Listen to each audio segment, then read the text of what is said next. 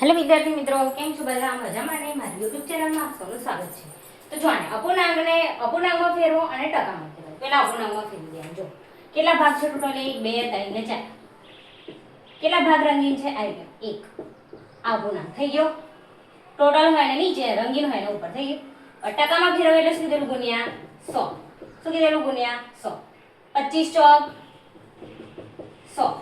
ઉપર નીચેના 4 કેન્સલ. કેટલા વધે? 25 એકા 25. તો કેટલા ટકા આવે? 25%. જો થઈ ગયું. અપૂર્ણાંકમાં ગયા તો ટોટલ છે નીચે, જેટલો ભાગ રંગીન છે ને ઉપર. ટકામાં ફેરવવા ગયા તો ગુણ્યા 100 કરી દેવાનું. 25 ચોક 100. 25 એકા 25. બરોબર. તો આવી ગયો આપણો આન્સર. દેખો 25% અને 94 ભાગ. ઓકે, થઈ ગયો. ઓકે વિદ્યાર્થી મિત્રો, જો તમને મારો વિડીયો ગમે હોય લાઈક અને સબસ્ક્રાઇબ કરજો. નેક્સ્ટ વિડીયોમાં બાય બાય.